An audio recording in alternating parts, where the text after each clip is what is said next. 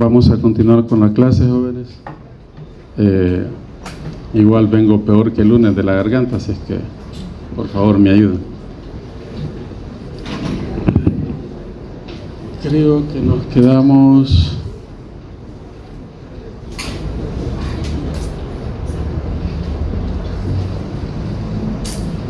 si ni habíamos empezado, creo. Acá nos quedamos.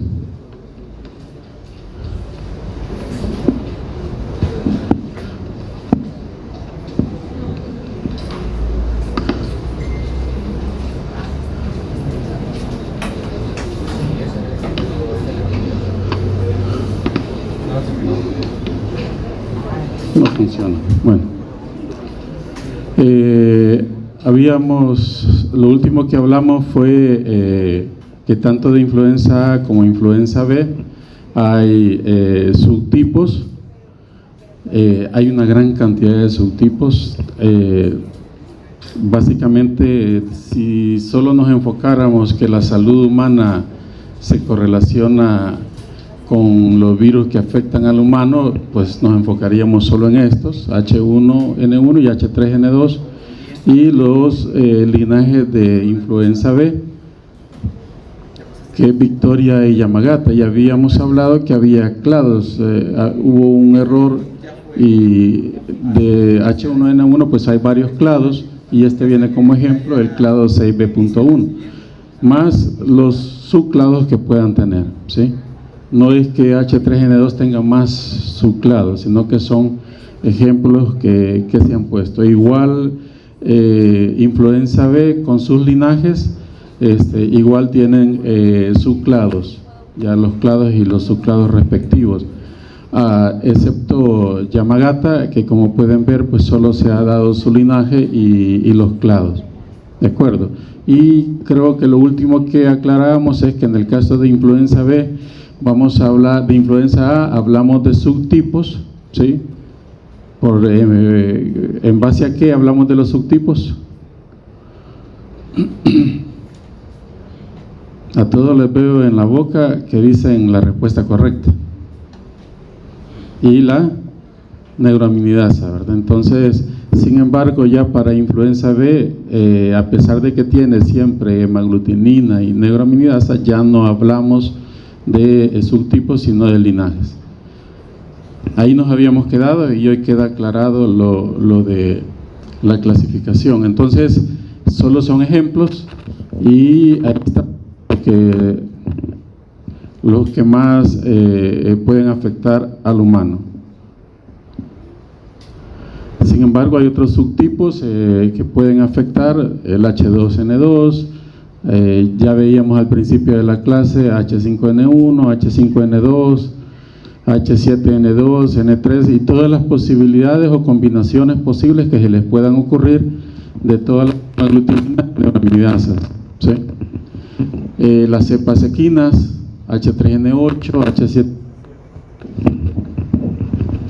H7N7, las cepas aviares. Siempre ustedes pueden observar que H1N1 puede haber aviar, puede haber humano, ¿sí? Y entonces, ¿cuál sería la diferencia? Y eso está directamente relacionado con la patogenia.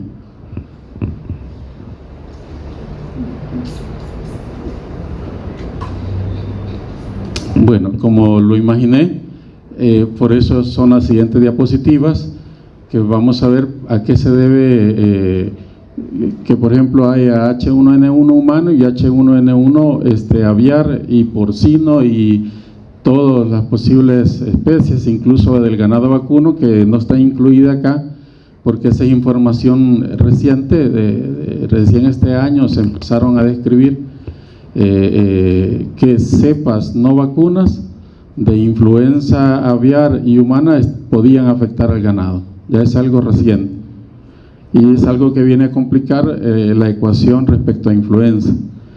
Y hablábamos del cerdo, ¿sí? Que sí, de él sí ya se tenía la información que es un huésped donde puede darse el fenómeno de recombinación, porque sus receptores celulares pueden unirse a diferentes virus de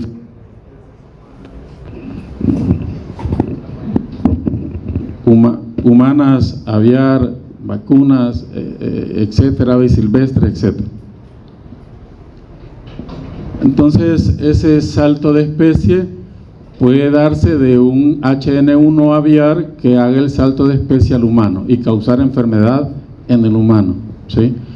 Igual puede darse este salto de especie en un solo paso, ¿sí? En un solo paso, es decir, que de una ave silvestre o una ave de corral pueda pasar ese virus directamente al humano, ¿sí? Al humano. Sin que esto lleve a una pandemia, porque puede ser que no tenga suficiente cambio o mutaciones como para transmitirse entre la población, pero puede darse el salto de especie. Estos intentos están sucediendo frecuentemente en la naturaleza, ¿sí? El H5N2 que está al principio de la clase es uno de estos intentos, ¿sí? Es uno de estos intentos.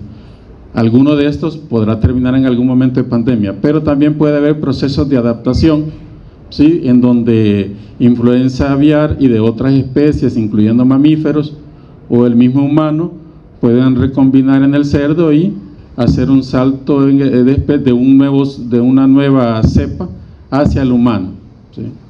Igual esto está sucediendo todo el tiempo, ¿sí? Y lo único que lo detiene es la no transmisión entre personas, ¿ya?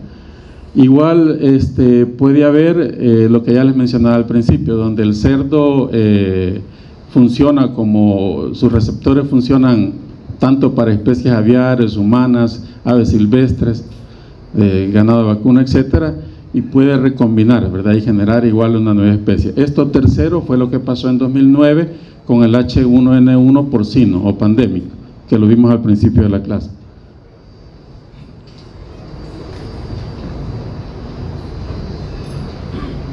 Entonces, ¿a qué se debe esos cambios que podamos tener, por ejemplo, H1N1 porcino o aviar que pasen al humano, ¿ya? Y de humano al cerdo, a las aves, etcétera, porque es bidireccional el paso y no siempre sucede, ¿sí? Entonces, hay dos cosas que vimos en la clase del ciclo pasado, y la primera son las mutaciones, y parte de las mutaciones tiene que ver con el repertorio de receptores, ¿sí? Entonces, una de las mutaciones es la variación antigénica, se da sobre todo en influenza A, es la que se da con más frecuencia cada vez que el genoma se replica,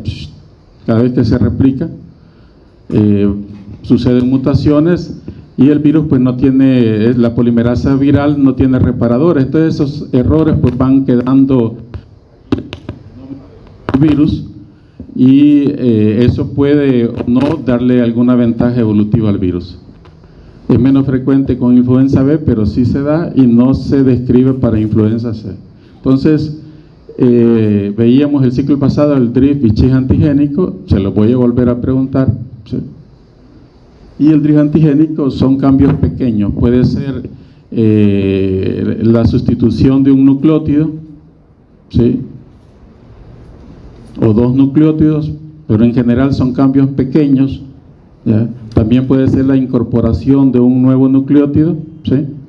O la pérdida de un nucleótido, eso lo vieron ustedes en bioquímica, es decir, puede haber una inserción, una delección o puede haber un cambio, ¿sí? Puede darse cualquiera de los tres fenómenos. En todo caso, al meter un nuevo nucleótido, puede o no haber cambio en ¿qué? ¿En la? ¿Alguien lo dijo ya? No, lo dijiste. En la proteína, ¿verdad? Puede o no haber un cambio en la proteína.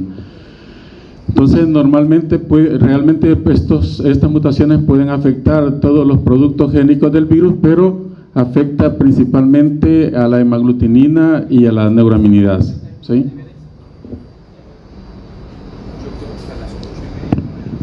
Sin embargo, a pesar de que son cambios muy pequeños y esto no lo vimos el ciclo pasado, estos pequeños cambios son uno de los mecanismos más importantes que tiene el virus para evadir el sistema inmunológico.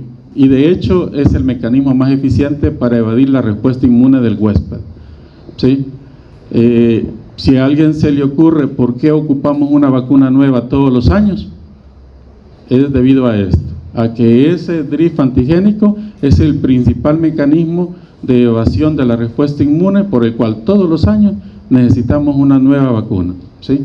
Son esos cambios principalmente en la hemaglutinina, ya, que provocan esas diferencias antigénicas de tal forma que nuestro sistema inmunológico reconoce la influenza que me causó la gripe el año pasado, una o dos veces, el N número de veces que me haya enfermado, pero el siguiente año, por la misma época, yo vuelvo a enfermar, ¿sí? Yo vuelvo a enfermar. Y es debido al drift antigénico, que es uno de los principales mecanismos de evasión de la respuesta inmune, ¿ya? Pregunta de examen. Igual desencadena, y por lo tanto desencadena todos los nuevos brotes que se están sucediendo, ¿ya? Y cuando hablo de nuevos brotes no me refiero solo al hecho de que todos los años tenemos influenza, sino que cada cierto número de años se da, ¿ya?, brotes epidémicos bastante fuertes que se salen de lo normal esperado. Y otro aspecto muy importante es que este mismo drift antigénico incide directamente no solo en la respuesta inmune del huésped, sino igual en el manejo farmacológico que usted va a hacer con el paciente, ¿sí? Varios de los fármacos, actualmente con lo de COVID-19, hoy se tienen un montón de fármacos que participan, o su mecanismo de acción es en las distintas fases de replicación viral, en la unión, ¿sí?, en la decapsidación, en la replicación del genoma, ¿sí?, en la transcripción de las proteínas virales. Hay fármacos casi ya para cada parte. Sin embargo, algunos de los principales mecanismos tienen que ver con el ligando receptor, ya, por ejemplo, el oseltamivir. Se pensó que cuando salió ese fármaco, ya hace tiempo, ya hace más de 20 años, hace más de 2 décadas, ya teníamos ganada la batalla contra la influenza, pero no, porque hasta ese momento se hablaba de mutaciones solo de resistencia solo en bacterias, ¿sí? Y hoy ya se sabe, junto con los estudios del VIH, de que también los virus presentan resistencia o pueden generar resistencia a los antivirales. Y uno de los mejores ejemplos es la resistencia de la influenza generada en contra del oseltamivir, ¿sí? Ya hoy realmente siempre sirve, pero menos que al principio. Si a usted lo infecta un subtipo, una variante con resistencia a oseltamivir, pues no le va a hacer absolutamente nada. No digamos con COVID, salían fármacos y a los 6 meses ya el fármaco ya no mostraba la misma eficacia que mostró al principio. Adivinen por qué es. Por las mutaciones, ¿verdad? Esos pequeños cambios que también SARS-CoV-2 sufre. ¿Claro hasta aquí, jóvenes? Bien, eso ya lo vimos, eso lo vimos en la diapo anterior, no la vamos a discutir, lo vimos el siglo pasado. El siguiente cambio es el shift antigénico o variación antigénica mayor, cambio mayor, ¿sí? Y es un proceso de recombinación, ¿sí? Vimos que el drift afecta tanto a hemaglutinina y neuraminidasa y realmente a cualquier producto proteico del virus. Igual el shift antigénico podría afectar a cualquier producto del virus, pero afecta principalmente a la hemaglutinina, ¿sí? A la hemaglutinina. Y hablábamos al principio que eso tiene que ver con el repertorio del huésped, incluso dentro del mismo huésped, el repertorio de las células por el cual va a tener tropismo. Entonces, la recombinación que presenta el virus de la influenza es un tipo no clásico de recombinación. Recordemos que al principio veíamos que influenza tiene un genoma segmentado y ya imagínense ustedes el cerdo, siempre vamos a poner de ejemplo al cerdo, que una de sus células se ve infectada por influenza H1N1 humana, H3N2 aviar y por allí H5N1 aviar o de alguna ave silvestre, ¿sí? Imagínense todos esos segmentos en esa célula del cerdo. Al momento de ensamblarse, el virus no sabe cuáles segmentos son los que le corresponden, ¿sí? Y por lo tanto puede empaquetarse un virus con segmentos de influenza aviar, con influenza humana, de ave silvestre, y generar un nuevo virus por un proceso de recombinación, ¿sí? El requisito es que esos virus infecten una misma célula, ¿sí? El resultado de ese proceso es que una nueva cepa viral pues infecte a los huéspedes susceptibles.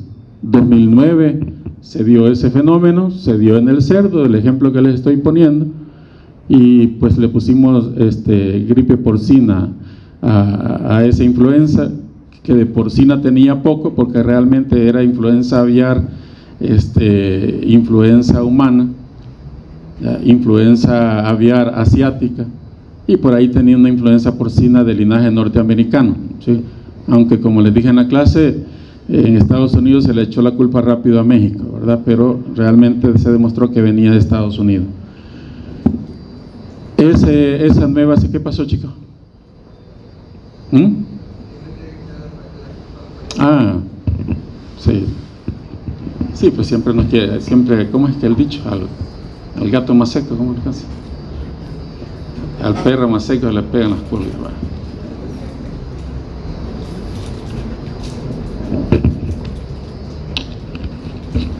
Bien, ¿y qué pasa cuando ese virus porcino, producto de esa recombinación, llega al humano? Aquí ya no hablamos de un pequeño cambio, ¿verdad? Realmente, si de neuraminidasa adquirió lo de la influenza aviar silvestre, de la hemaglutinina recibió lo de influenza porcina norteamericana, y esa combinación antigénicamente realmente no es reconocida por el huésped humano, ¿sí? Y como llevaba influenza humana, el virus sí se quedó con la parte que le permitía infectar al humano y, lo que es peor, transmitirse de humano a humano.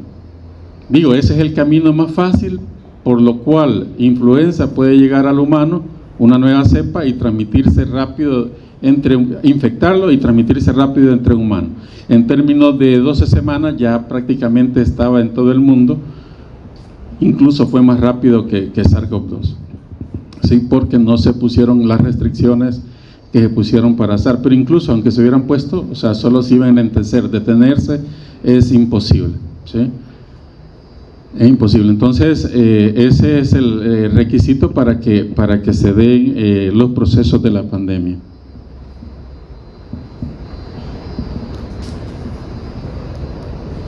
Por ejemplo, para el 97, pueden observar ustedes,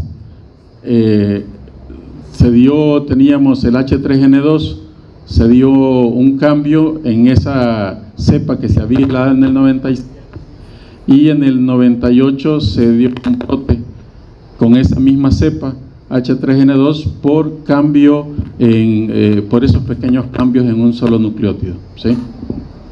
Igual para en el 57-67 aparece una nueva cepa, se da ese proceso de recombinación, y para 1968 aparece un H2N2, ¿sí?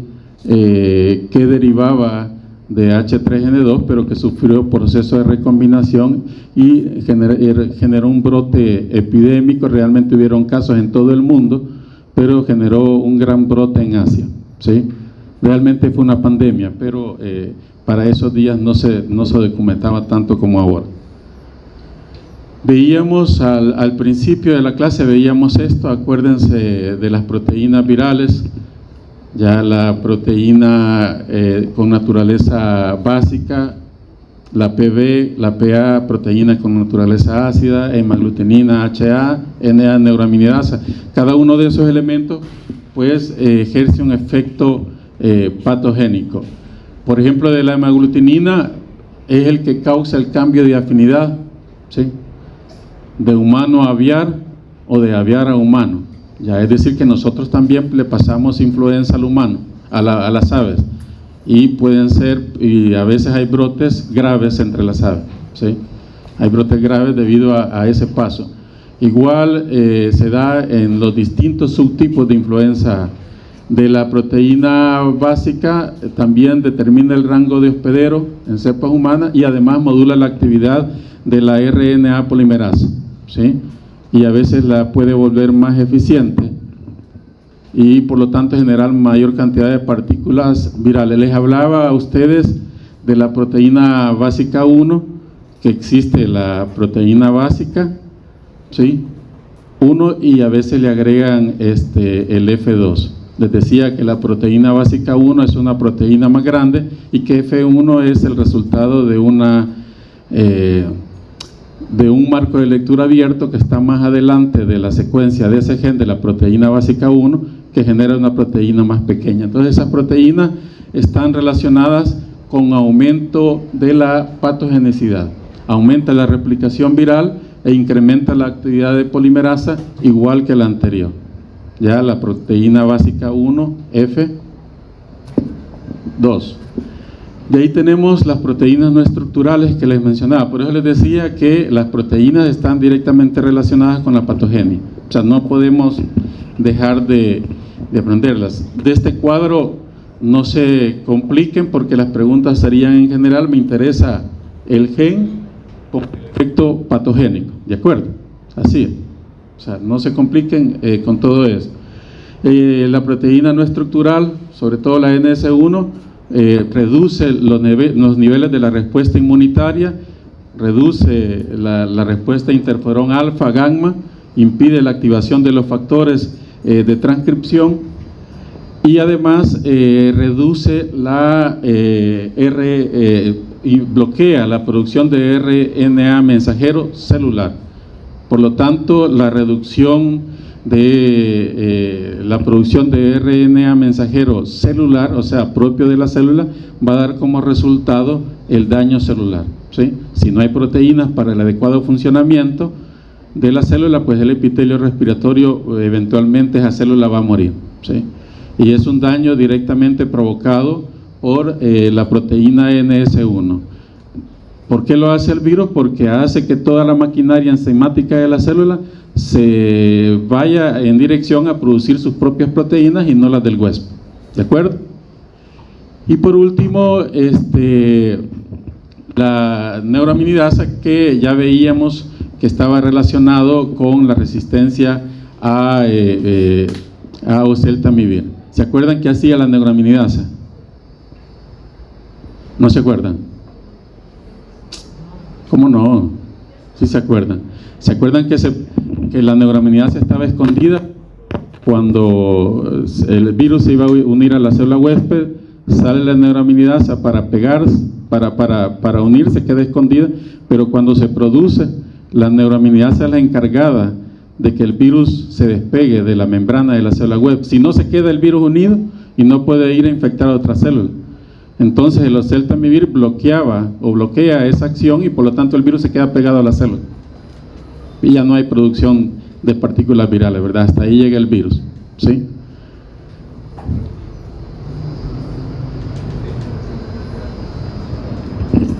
Veíamos también que la hemaglutinina se une a ¿cuáles receptores? A receptores de ácido oxálico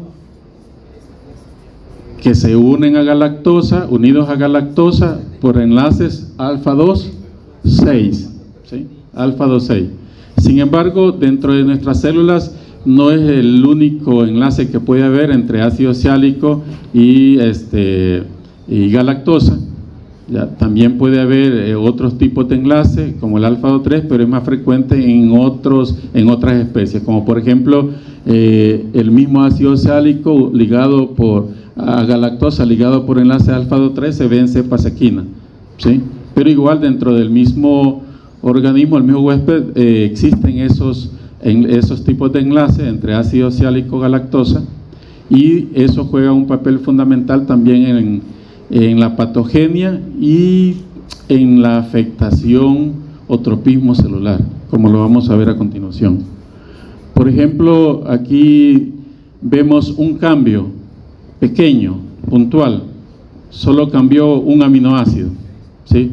Quiere decir que solo hubo cambio en un codón, ya en una tripleta, ustedes se recuerdan de bioquímica.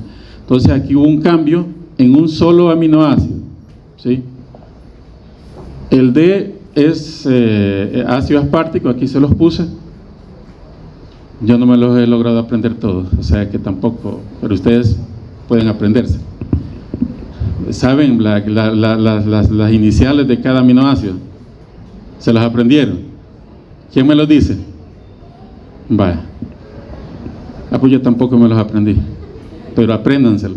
Entonces D es aminoácido aspartico. Entonces en el aminoácido 222, la hemaglutinina, vean, porque esto les va a dar una gran explicación de una pregunta que les va a hacer su paciente. Ya.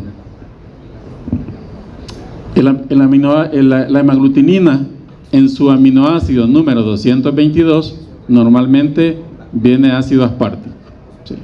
Ácido aspartico, que es la letra D. Por una mutación puntual en el codón se cambió un nucleótido y lógicamente me codificó para un nuevo aminoácido en esa misma posición, a través de un cambio puntual. ¿Cómo se llama ese cambio puntual? ¿Cómo? Drift antigénico. ¿Por qué solo él contesta? Todos los demás tienen que contestar, porque por eso me estoy fregando más la garganta, ¿sí? Drift antigénico, un cambio nada más en la tripleta, en el codón, ¿sí? Entonces se cambió ácido aspartico, que estaba en la posición 222, y en vez de eso, esa mutación generó que ese nuevo codón sí codificaba para un nuevo aminoácido. Acuerden que el cambio puede darse, pero puede codificar para el mismo aminoácido. En todo caso no va a haber cambio en la proteína, pero ese cambio sí me generó que en vez de ácido aspartico se incorporó glicina en la posición 222.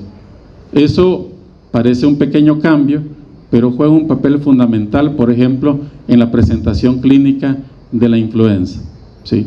Resulta ser que estando el ácido aspartico en la posición 222, que es la región activa de hemaglutinina, es la región activa de hemaglutinina para unirse al receptor en su célula huésped, ese ácido aspartico se unía a ácido oxálico galactosa con enlace alfa-2,6, que es abundante desde las fosas nasales hasta la faringe, ¿sí? Y entonces, si me infecta esta variante, ¿sí?, ¿qué sintomatología voy a presentar? Una sintomatología de vías aéreas superior, ¿sí? Superior.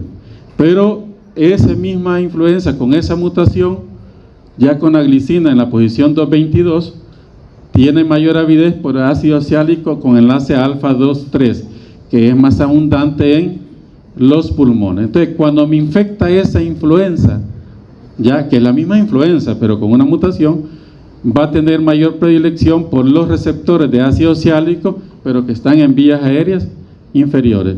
¿Qué va a pasar con este paciente?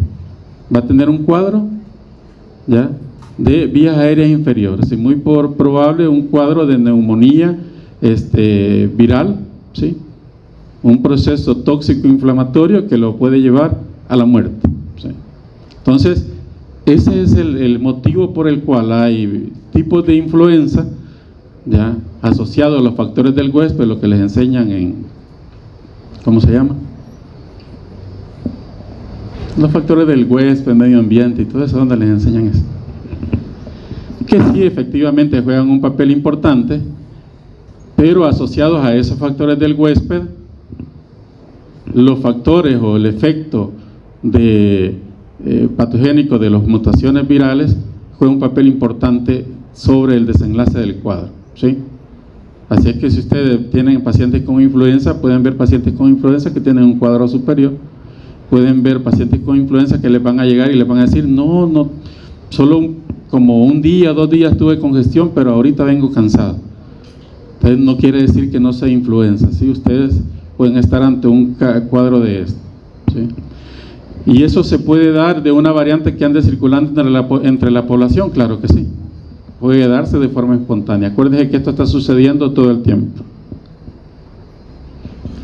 Entonces, de los subtipos va a depender la patogenia, ¿sí?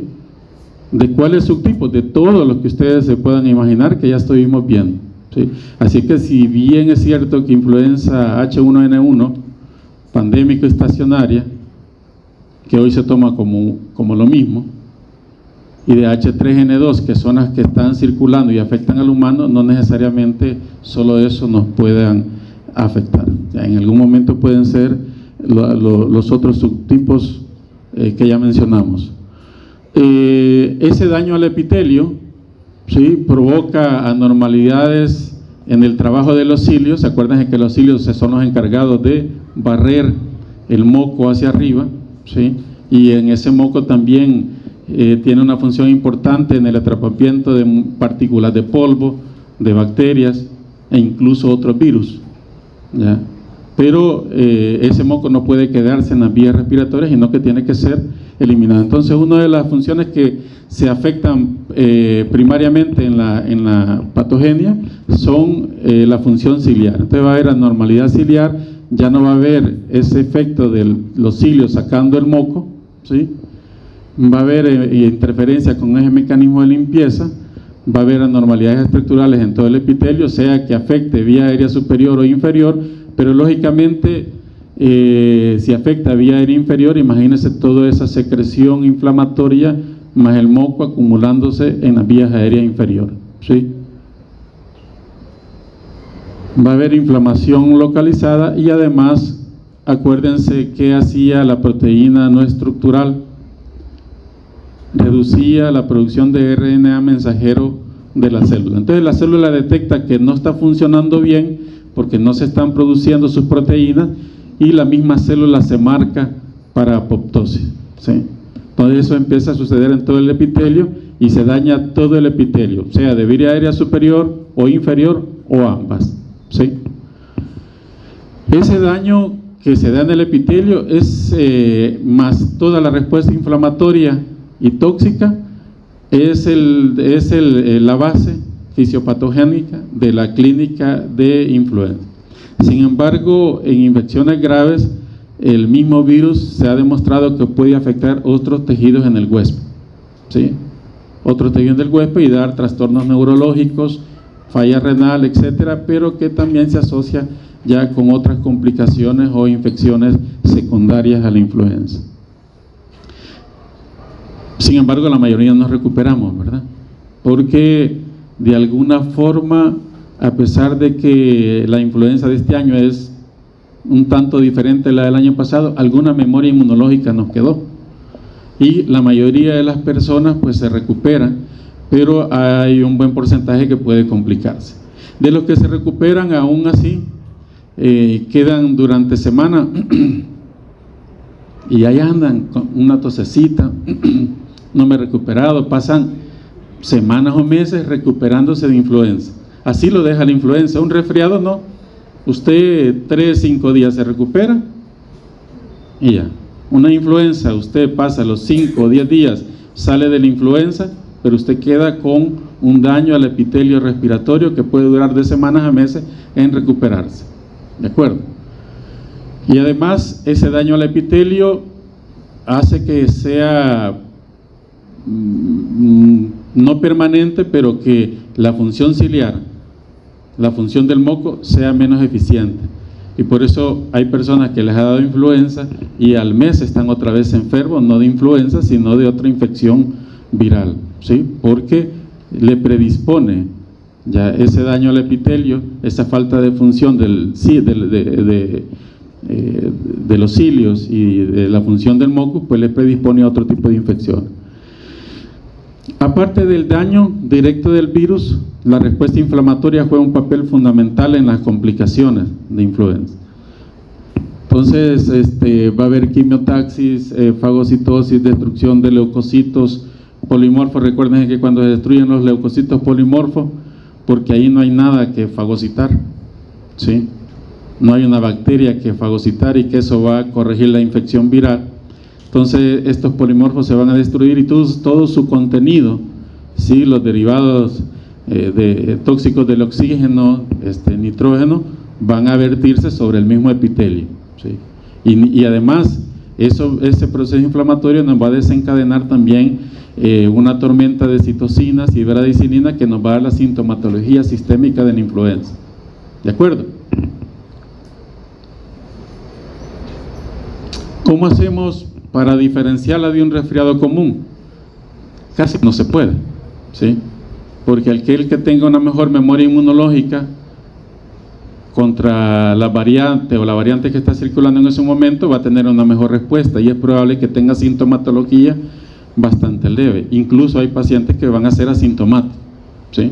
Entonces, el repertorio de la enfermedad puede venir desde un paciente asintomático, un paciente que presente un cuadro tipo resfriado pero que realmente es influenza, a pacientes que pueden presentar un cuadro franco de influenza, ¿sí?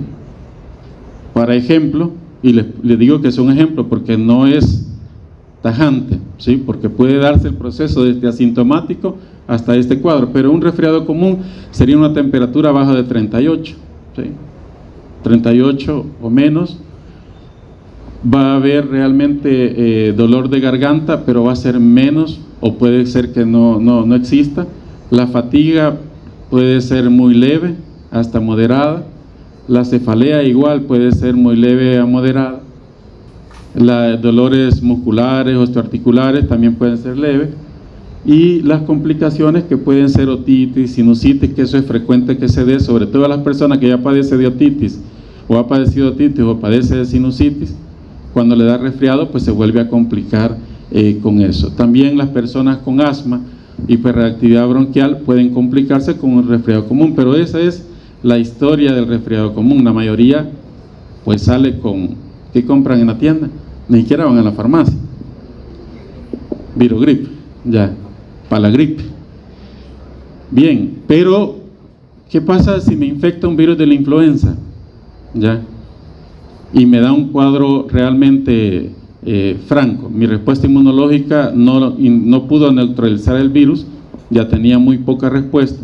Puede ser que el año pasado ni siquiera me infecté y eso también, o sea, es bueno infectarse de gripe de vez en cuando porque eso le permite al sistema inmunológico mantenerse.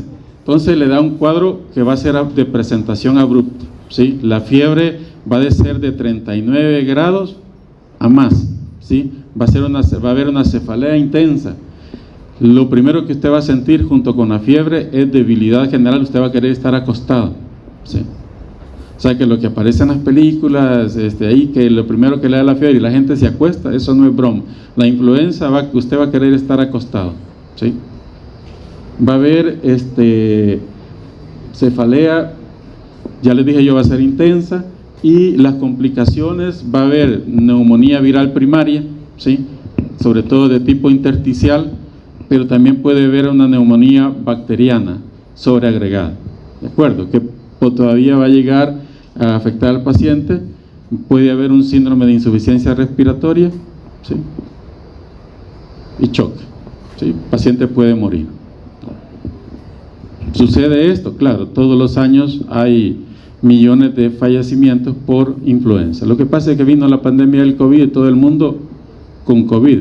Influenza sigue matando grandes cantidades de personas a todo el mundo, igual incluso en nuestro país.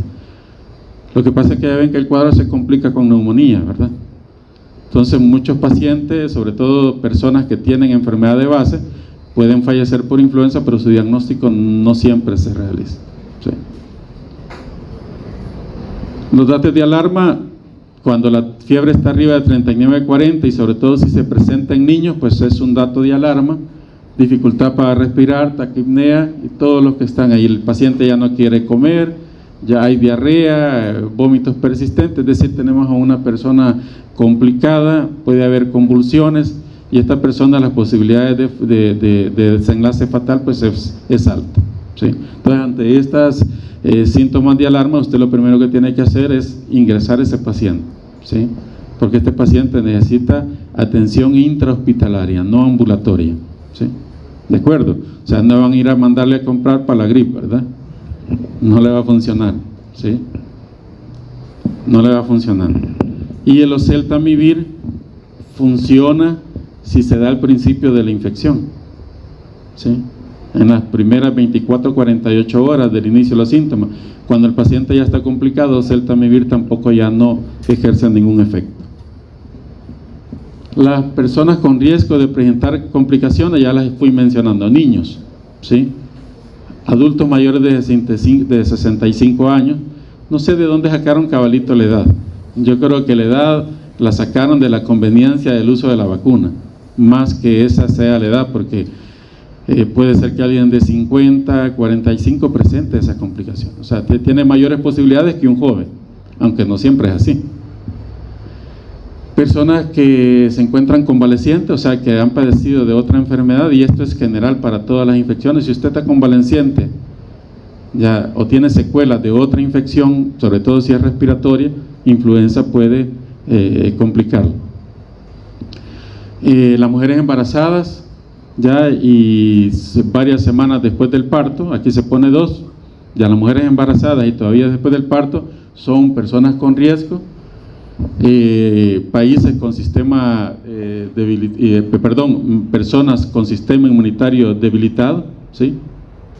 Debe de tomarse como personas de riesgo, y las enfermedades crónicas que les mencioné, hipertensos, cardiópatas, neumópatas, pacientes renales, ya, pacientes con hepatopatías, todas esas personas se pueden complicar.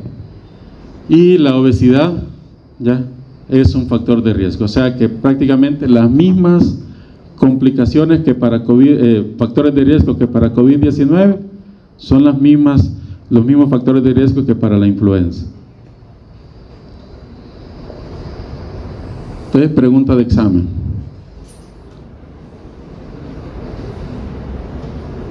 La epidemiología, no me voy a detener, ya lo estuvimos hablando.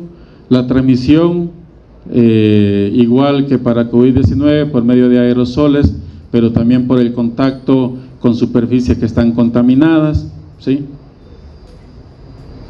Ya vimos lo de las nuevas cepas.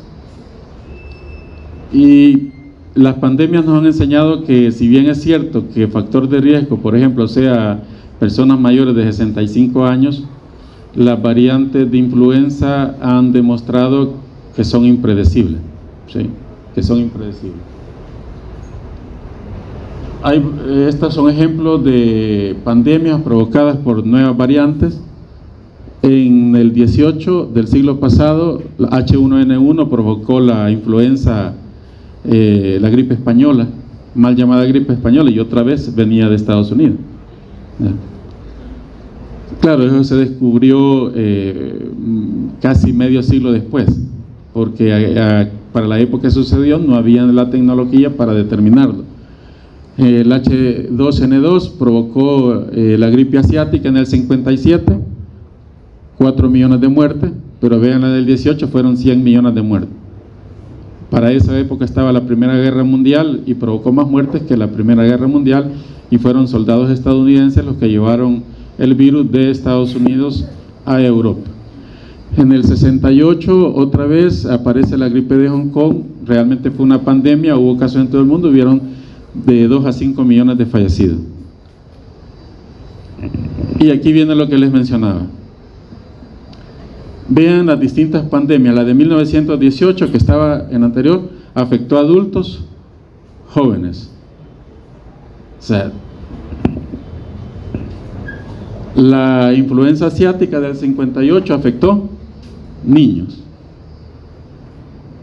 La influenza de Hong Kong, todos los grupos de ahí, jóvenes, que todo ahí, no hubieron jóvenes que andaban así sacando el pecho ahí en el súper sin mascarilla como con COVID, ¿verdad? Y que después, como les dije, le llevaron el virus a la abuelita y la mataron. La de 2009, 2010, que es la gripe porcina, adultos jóvenes. Adultos jóvenes. Y la influenza estacional, que hoy es la misma, ya que la influenza de pandémica, niños y adultos mayores, ¿sí? Entonces vean que a pesar de que se ponen las poblaciones de riesgo, el virus de la influenza es impredecible y puede afectar a distintos grupos poblacionales. De hecho, a pesar de que es un factor de riesgo ser mayor de 65 años, no me gusta esa edad así tan puntual, los que más se complicaron en la pandemia de 2009 fueron adultos jóvenes y no los adultos mayores, porque uno puede decir, no, pues infecta más adultos jóvenes, pero quienes se mueren son los adultos mayores. No, quienes más se complicaron fueron los adultos jóvenes, ¿sí? Los adultos jóvenes. Otro aspecto muy importante es esto que está acá. Miren, el número reproductivo estimado para las distintas variantes de las pandemias. Vean que el R0 es de 1.5 a 1.8 en el caso de la de 1918, y para la de 2009 la influenza porcina fue de 2.0 a 2.6. ya, o sea, digamos que es una moderada infectividad la que tenía, ya que ese número lo que nos denota es el número de personas que van a ser infectadas con seguridad, o sea, la probabilidad que eso se dé a partir de una persona infectada. Ya, es decir, que con seguridad por una persona infectada iban a haber casi 3 nuevos casos, ¿sí?, secundarios a esa persona. Veíamos en la clase de sarampión. ¿Quién le dio sarampión el siglo pasado? No se lo dio. No, ¿verdad? No, pues no lo sabe. Por ejemplo, el sarampión, un solo caso de sarampión puede provocar de 12 a 18 casos, ¿sí?, infectados. Entonces vean que el R0 del sarampión es mayor que el de la influenza. ¿Cuál era el de COVID? Parecido al de la influenza de 1918. ¿Sí?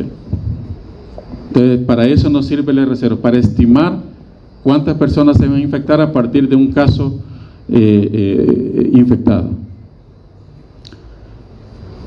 La influenza A pues causa epidemias cada 2 a 3 años, la influenza B cada 4 o 5 años. ¿Sí? La diferencia es que las epidemias de influenza A pues son más graves y las de influenza B pues son tanto menos graves. Ya les mencionaba que en el caso de la gripe porcina en 2009, de 3 a 6 semanas ya había afectado al 10% de la población, ¿sí?, mundial. Eso ya lo vimos. ¿Y cuál va a ser la próxima pandemia entonces? ¿COVID o influenza? ¿Ah? Lo muy probable es que sea influenza. Entonces, ¿qué requisitos se necesitan? Baja inmunidad en la población, ¿sí?, y que aparezca una nueva cepa para la cual la población no tenga inmunidad, ¿sí? Y eso se ha dado, sí, un montón de veces, ¿verdad? Ahí están todos, pero igual se veían en la lámina anterior que solo poníamos H1N1, H3N2, H2N2, pero realmente son todas esas variantes de influenza o subtipos las que nos pueden afectar. Veían al principio de la clase que H5N1 pues está causando ahorita una pandemia bastante grave ya en Europa y en América, en las aves de corral, que H5N2 igual está causando un brote bastante importante en América, y que ya teníamos algunos casos, incluso de H5N2 se reportó el primer caso en México, que lo veíamos al principio de la clase. Entonces, igual H7N9 está causando casos en aves de corral, aves silvestres, y en algún momento pues puede afectar al humano, ¿sí? La amenaza está solo en Asia, no, está en todos los países. ¿Quién me dice qué es esa foto de arriba? ¿La qué? ¿La qué? ¿El volcán? Debe ser el de San Miguel, ¿verdad? No. es la laguna del Jocotal. Traje esas fotos porque El Salvador igual es un camino para gran cantidad de aves silvestres migratorias, ¿sí? Y entonces en estas aves silvestres migratorias circulan virus de la influenza que se dividen en dos grandes grupos. Esa va a ser pregunta de examen. Ya. Las formas de baja incidencia patógenas, ya, y las formas altamente patógenas de influenza aviar, ¿sí? De influenza aviar. En el caso de H5 y de H7, pues no todos, pero algunos están clasificados como altamente patógenas, ¿sí? La mayoría de H5 y H7, pues por el momento son de baja patogenicidad. Y cuando una variante altamente patógena infecta a las aves silvestres o incluso a las aves de corral, en 24 a 48 horas ese animal está muerto, ¿sí? Sin embargo, igual que en los humanos, hay aves que pueden ser asintomáticas, ¿ya? Y por lo tanto, cuando uno va a esos lugares, igual uno puede correr el riesgo de infectarse. Entonces hay aves que pueden ser asintomáticas. Igual dentro de las aves de corral vamos a ver todos muertos y unos vivos, ¿ya? Pero no quiere decir que no estén infectados. Por eso, ¿qué es lo que se debe de hacer cuando se infectan las aves de corral? ¿Qué es lo que se hace? Y les traigo todo esto porque normalmente pensamos que las medidas de prevención y control están dirigidas al humano. Y las principales medidas de prevención y control de influenza, y sobre todo para prevenir una pandemia, están enfocadas en la influenza de aves de corral, animales de corral, y en las aves silvestres. O sea, la vigilancia epidemiológica que se está haciendo es con el objetivo de detectar a tiempo una nueva variante y evitar que se dé una pandemia entre humanos, ¿sí? Y por eso es importante la vigilancia epidemiológica, sobre todo de esas variantes de baja y alta patogenicidad, ¿sí? Entonces, esas influencias, la circulación es bidireccional, tanto de aves silvestres a aves de corral. A las aves de corral pueden infectarse con variantes humanas que pueden pasar a aves silvestres. O sea, todo ese flujo es bidireccional. Igual las aves silvestres pueden infectar a otros mamíferos, ya que pueden de igual forma ser un peligro para el humano. Entonces las medidas de prevención van o se enfocan bastante en el control de la influenza, tanto en aves de corral como a nivel silvestre. Y ustedes me dicen, ¿en las silvestres cómo? Pues los organismos de salud sanitarios, cuando detectan que hay en los lugares donde estas aves permanecen por ciertos periodos de tiempo, ven mortandad elevada, tienen que ir a examinar esas aves y hacerles las pruebas. Y aquí sí, se hacen las pruebas de biología molecular para detectar qué influenza les está afectando, ¿sí? Porque cuando empieza la mortandad en aves silvestres, no tarda en llegar a por ejemplo, los gallineros, ¿sí? Y cuando una de aves silvestres pasa a las aves de corral, ¿qué puede pasar? Mutación, ¿verdad? Mutación. Y a través de esa mutación, ese virus que tenía predilección por las aves de corral, ¿puede pasar a quién? Al humano, ¿sí? Entonces, por ejemplo, de H5N1 de alta patogenicidad, ya tenemos 864 casos en humanos y 156 muertes hasta 2022, ¿sí? O sea que ese fenómeno se está dando, ¿sí? Lo que sucede es que no ha logrado transmitirse de humano a humano. Entonces la vigilancia se hace, la prevención y control se hace a partir de esa, valga la redundancia, de vigilancia sanitaria en los animales silvestres y de corral. ¿De acuerdo? Así que pregunta de examen: baja y alta patogenicidad. ¿Cuáles son las más frecuentes? H5N2 y H7, ¿sí? Aparte de eso, viene la prevención en el humano, ¿sí? Esa diapositiva está equivocada, no está equivocada, dice diagnóstico y prevención, ¿sí? La prevención en el humano. En el caso del diagnóstico, se puede hacer cultivo celular, y hacen cultivo celular en los países, por supuesto que sí, porque se cultiva en huevo, ¿sí? No cuesta, se cultiva en huevo, y a partir de eso se pueden hacer otras técnicas diagnósticas, ¿sí? Puede haber también cultivos celulares en monocapa, que puede utilizarse para rescatar mayor cantidad de virus y después hacer biología molecular.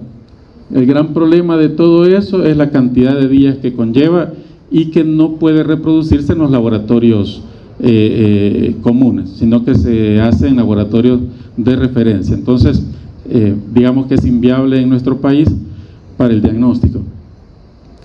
También hay kit de cultivo celular rápido, ese es más viable y se tiene una respuesta de en 1 a 3 días, pero en 3 días puede ya estar complicado el paciente con una neumonía, o sea, no va a estar esperando el cultivo.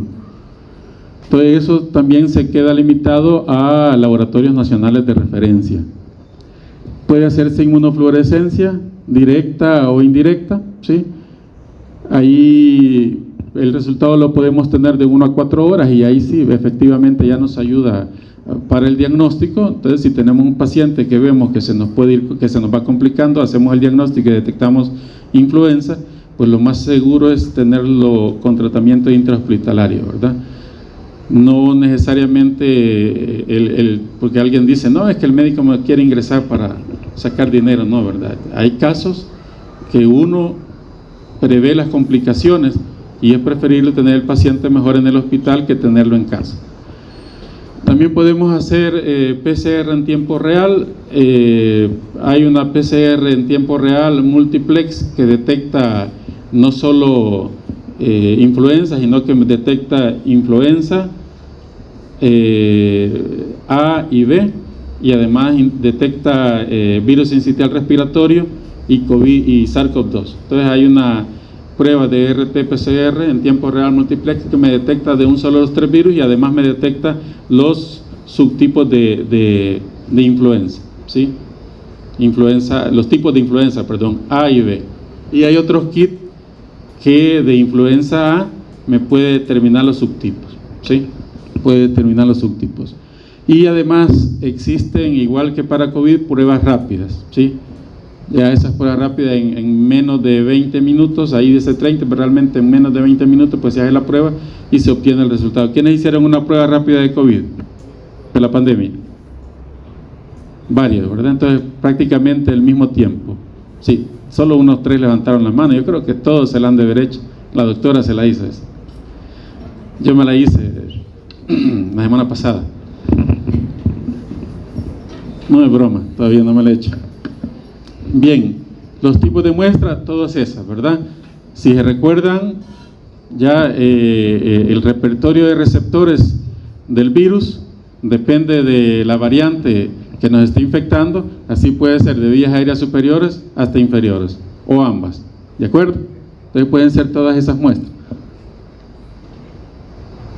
Y entonces la prevención es el diagnóstico. La prevención es una prevención bastante integral que va, ya lo mencioné, desde lo silvestre hasta la prevención de la transmisión entre la población con las medidas de bioseguridad, y además a eso le agregamos la vacuna, ¿sí? ¿Cómo se manufactura la vacuna de la influenza? No es como la de COVID, ¿verdad?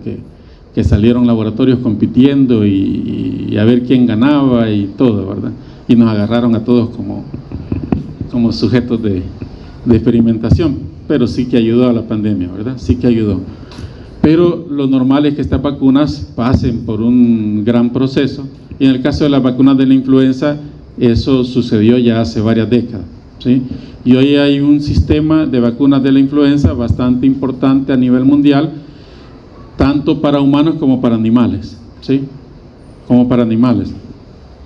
Igual hay vacunas para H5N1, H5N2, o sea, ya se está preparado, o sea, esa vacuna ya se tiene, ¿sí? Pero no se le ponen a la población. Algunas se utilizan en aves de corral, pero ya están manufacturadas y se actualizan casi cada año, ¿sí? por una posible pandemia. Entonces es probable que si da una pandemia de influenza, pues la vacuna la tengamos más rápido y no necesariamente ahí nos vamos a sentir como conejillos de India, ¿no? Que eso es una vacuna que ya está manufacturada. Para la vacuna actual, que se pone todos los años, hay laboratorios en Atlanta, los CDC, en Londres, en Australia, ¿sí?, en Japón, en China. Hay laboratorios, grandes laboratorios de referencia encargados de manufacturar la vacuna, ¿sí? Ahora, estos laboratorios, ¿cómo saben qué vacuna es la que deben de manufacturar para el siguiente año? ¿Sí? Por ejemplo, en esta época ya está manufacturada la que se va a utilizar en 2025. Pero ¿de dónde sacaron esa información?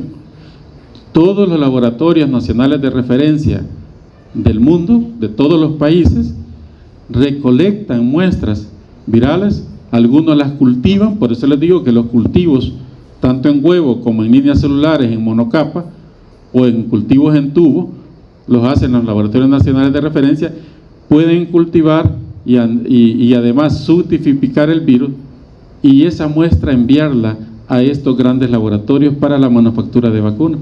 Ellos recopilan toda la información y así ellos pueden predecir cuál es la vacuna que va a tener mejor efecto el siguiente año. Ellos deciden con esa información cuál es la variante que debe de llevar esa vacuna, con las mutaciones de esa variante, para que esa vacuna realmente tenga el efecto esperado el siguiente año. Entonces, para 2023 fueron esas vacunas. En el hemisferio norte fueron una tetravalente y una trivalente. En el hemisferio sur se utilizaron dos tetravalentes, una a base de huevo y otra a partir de cultivos celulares.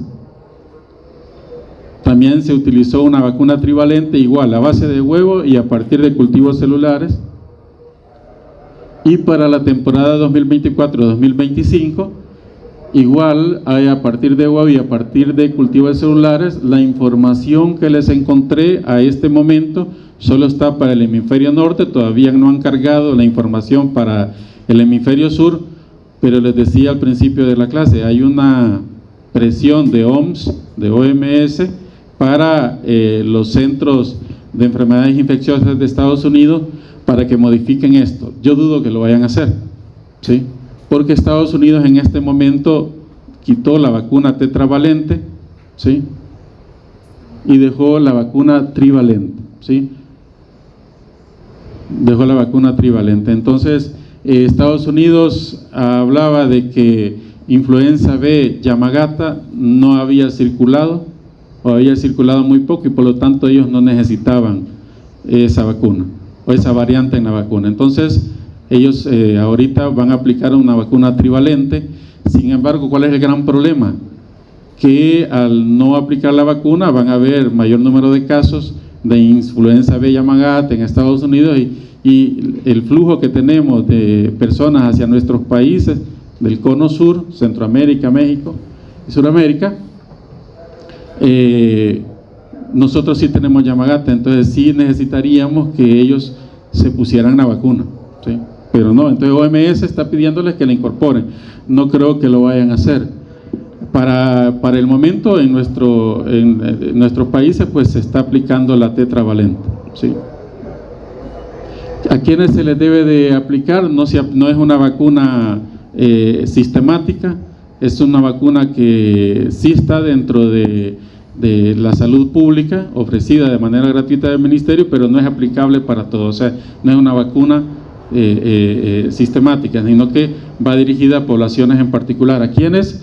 A las mujeres embarazadas, ¿sí?, a niños de 6 a 59 meses de edad, personas mayores, ahí no le puse 65 años, personas mayores, adultos mayores, ¿verdad? Individuos con enfermedades de base, crónico-degenerativas, ya les mencioné todas, ¿verdad?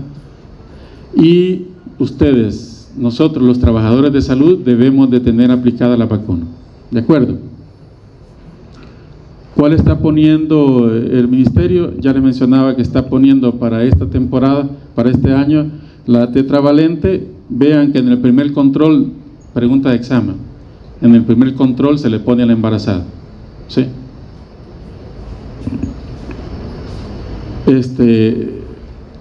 Y la otra se pone en los niños de 6 meses a 59 meses, como dice las directrices, y en los mayores de 60 años. O sea que los de 59, 58, pues ya, ¿verdad? Tienen que pagar la vacuna. La vacuna, por supuesto, se puede adquirir en lo privado, pero dependiendo del médico que se las ponga, puede ser de 50, 75 hasta $100, ¿sí? No todo el mundo tiene ese dinero, ¿verdad? Entonces, igual lo recomendable sería que todo el mundo, que todos nos pusiéramos la vacuna, ¿sí? Pero, pues lo que se espera es que nos infectemos todos para que logremos cierto grado de inmunidad para el siguiente año, sin necesidad de la vacuna, ¿verdad? Por supuesto, algunos se van a complicar. Imagínense, ahí dice 59 años, no, perdón, 60 años. Es que el de 59 se puede complicar, por supuesto. En países como Europa y Estados Unidos es diferente, ¿verdad? La gente puede acceder a la vacuna de manera más generalizada. Hacemos un descanso, chicos, por favor, unos 5 minutos, y vamos a empezar la clase de SARS.